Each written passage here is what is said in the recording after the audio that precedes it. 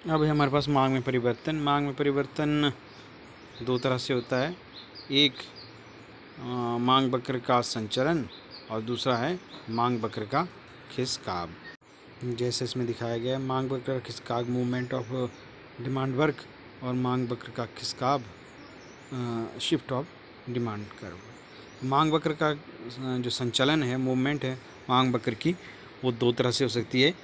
वो है कीमत में परिवर्तन आने के कारण जो मांग में परिवर्तन आता है उसे मांग वक्र का संचलन कहते हैं, क्योंकि मांग वक्र का खिसकाव कहते हैं हम कीमत के अतिरिक्त अन्य तत्व में जैसे आय, रुचि, फैशन में परिवर्तन आने के कारण जो मांग में कमी या वृद्धि होती है उसे कहते हैं मांग वक्र का खिसकाव, जबकि संचलन कीमत में परिवर्तन आने के कारण होता है।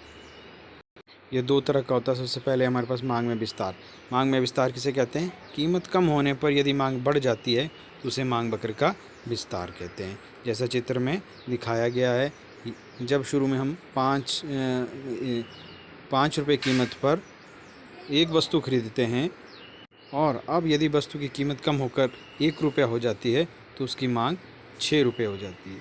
कहने का मतलब ये है कि कीमत कम होने पर मांग बढ़ जाती है, उसे कहते हैं मांग का विस्तार। कहने का मतलब है मांग वक्र को अगर दो भागों में डिवाइड करें, कीमत कम होने पर यदि मांग बढ़ जाती है तो उसे मांग में विस्तार कहते हैं।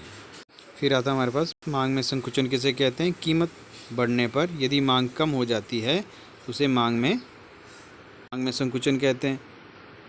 मान लेते हैं शुरू में हम इस कीमत पर थे, जब वस्तु की कीमत 1 रुपया थी तो हमने उसकी मांग कितनी की? 6 की। अब वस्तु की कीमत बढ़कर कितनी हो जाती है? 6 हो जाती है और हम उसकी मांग कितनी करते हैं? 1 करते हैं। तो इस स्थिति में कीमत बढ़ने पर मांग कम हो जाती है तो उसे कहेंगे हम मांग में संकुचन। फिर आता हमारे पास मांग में वृद्धि। मांग में वृद्धि का सिंपल सा मेथड है। जब कीमत समान रहने पर मांग अधिक हो जाती है, जब कीमत समान रहने पर मांग अधिक हो जाती है और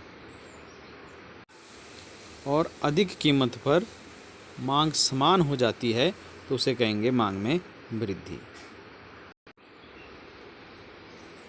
कहने का मतलब ये है, जब समान कीमत पर अधिक मांग और अधिक कीमत पर समान मांग।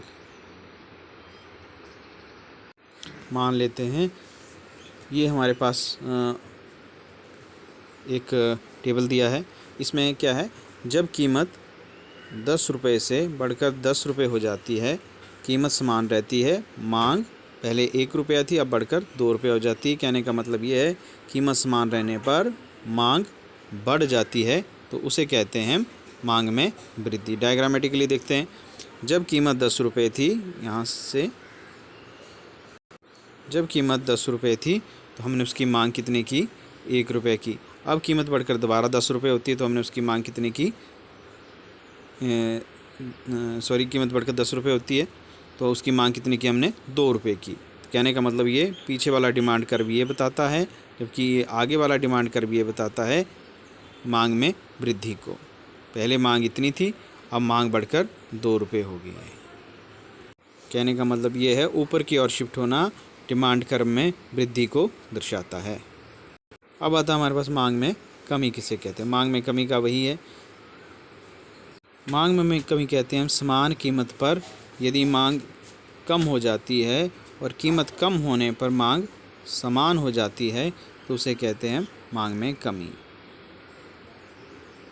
कहने का मतलब ये है कि समान कीमत पर जब कीमत समान होती है तो मांग कम हो जाती है, और उसका अपोजिट करना है, कीमत कम होने पर मांग समान रहती है तो उसे मांग में कमी कहते हैं। जैसे ये हमने टेबल के थ्रू प्रूव करने की कोशिश करेंगे। जब कीमत 10 रुपये से 10 रुपये हो जाती है तो मांग 4 रुपये से कम होकर 2 रुपये हो जाती है।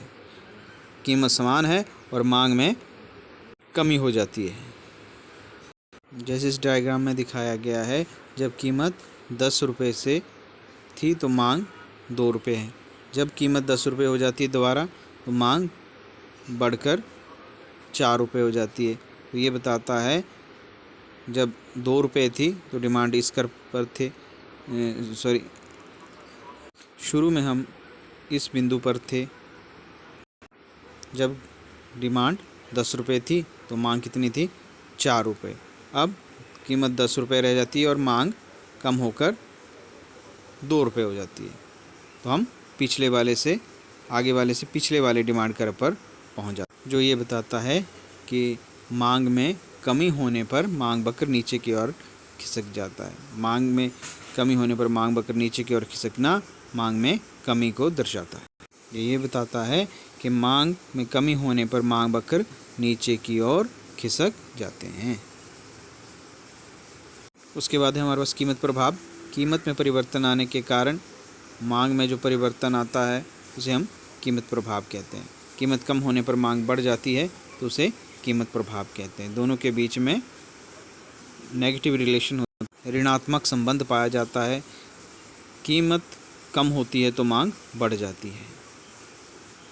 फिर है हमारे पास आय के बारे में। आय बढ़ने पर मांग बढ़ती है तो इसे कहते हैं धनात्मक संबंध। सामान्य वस्तु की स्थितियों में ये होता है, जबकि घटिया वस्तुओं की स्थिति में मांग प्रभाव आय बढ़ने पर जैसे जैसे आय बढ़ती है तो हम घटिया वस्तुएं कम खरीदते हैं, जिसके कारण ये दर्शाता है कि मांग वक्र पीछे की ओर खिसक रहा है, पीछे की तरफ मुड़ रहा है, जैसा ये दिखा रहे हैं। उस सीमा तक ये बढ़ता है, उसके बाद ये कम कम होना शुरू हो जाता है। आय बढ़ने पर हम उस वस्तु की कम मांग करने लगते हैं। घटिया वस्तुओं की स्थिति में इस तरह का होता है। फिर आता हमारे पास प्रतिस्थापन प्रभाव। मान लो कॉफ़ी की कीमत जब इतनी थी तो मांग चाय की कीमत इतनी थी तो कॉफ़ी की मांग इतनी थी। अब चाय की कीमत बढ़कर इतनी हो जाती है और इसकी मांग बढ़कर इतनी हो जाती है। मतलब चाय की कीमत बढ़ने पर चाय की मांग ना बढ़कर कॉफ़ी की मांग बढ़ने लगती। क्यों? क्योंकि चाय की तुलना में कॉफ़ी सस्ती है। इस कारण लोग चाय नहीं खरीदते कीमत बढ़ने पर, बल्कि कॉफ़ी खरीदना ज़्यादा पसंद करते हैं। फिर आता हमारे पास मांग में संकुचन क्या है और मांग में कमी क्या है। हमने ये किया, संकुचन का मतलब है कीमत में परिवर्तन आने के कारण मांग में जो परिवर्तन आता है, जबकि मांग में कमी क्या है? कीमत के अतिरिक्त अन्य तत्वों में परिवर्तन आने के कारण जो मांग में परिवर्तन आता है।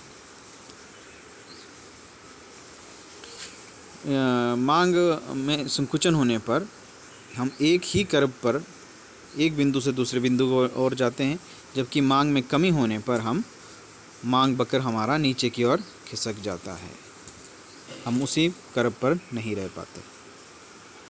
फिर हमें आता है मांग में वृद्धि। मांग में वृद्धि हमें पता है कीमत में कमी होने पर मांग में जो वृद्धि होती है उसे मांग में विस्तार कहते हैं, जबकि मांग में वृद्धि क्या कहते हैं? कीमत समान रहने पर मांग बढ़ जाती है और कीमत बढ़ने पर मांग समान रहती है, तो उसे मांग में वृद्धि कहते हैं। मतलब कीमत के अतिरिक्त अन्य तत्वों में परिवर्तन आने के कारण जो मांग में वृद्धि होती है उसे मांग में वृद्धि कहते हैं।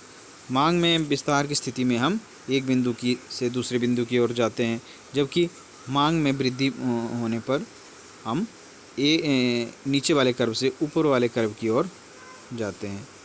ये कंपैरिजन है हमारा, जिस तरह से मांग में संकुचन और मांग में कमी के, उसी तरह से मांग में वृद्धि और मांग में विस्तार और मांग में वृद्धि के बारे में है।